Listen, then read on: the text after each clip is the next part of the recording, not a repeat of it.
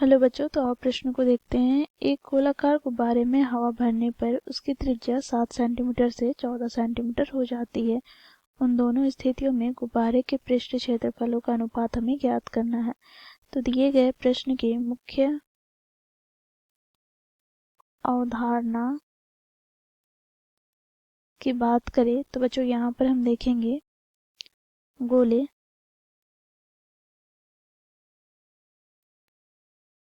का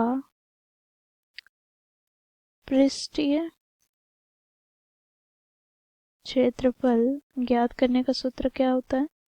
तो 4 गुनी पाई आर स्क्वायर, जहाँ पर बच्चों आर क्या है? तो गोले की त्रिज्या है। तो इस मुख्य अवधारणा की सहायता से हम दिए गए प्रश्न को हल करेंगे। तो बच्चों देखो, पहली स्थिति में गुब्बारे में हवा भरने पर उसकी त्रिज्या 7 सेंटीमीटर होती है, ठीक है। तो यहाँ पर R1 बराबर हम क्या ले लेंगे? 7 सेंटीमीटर। तो इस स्थिति में बच्चों जो हमें क्षेत्रफल प्राप्त होगा गोलाकार गुब्बारे की, उससे बच्चों हम A1 ले लेंगे, ठीक है। अब इसी प्रकार बच्चों देखो यहाँ पर क्या बोला गया है, तो इस गोलाकार गुब्बारे में और हवा भर देते हैं, ठीक है। तो उसकी त्रिज्या 7 सेंटीमीटर से 14 सेंटीमीटर में परिवर्तन हो जाता है। अर्थात यहाँ से हम कह सकते हैं कि R2 बराबर क्या हो जाएगा? अब गोले की त्रिज्या क्या हो जाएगी? तो 14 सेंटीमीटर, ठीक है। तो बच्चों देखो दूसरी स्थिति में हम गुब्बारे का पृष्ठ क्षेत्रफल A2 ले लेते हैं। अब बच्चों देखो, क्योंकि हमें इसका अनुपात ज्ञात करना है, तो यहाँ पर A1 बटे A2 हो जाएगा।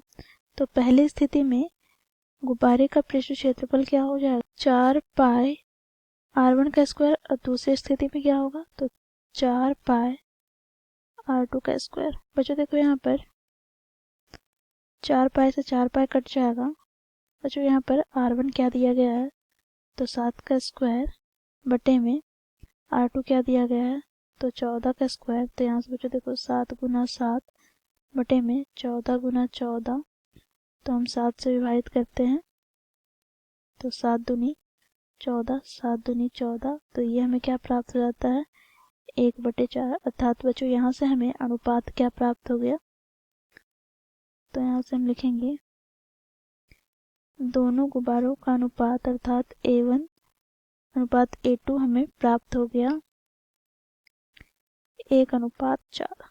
तो इस प्रकार बच्चों हम लोगों ने मुख्य अवधारणा की सहायता से दिए गए प्रश्न को हल किया। आशा करती हूँ आप लोगों को यह प्रश्न समझ में आया होगा। धन्यवाद।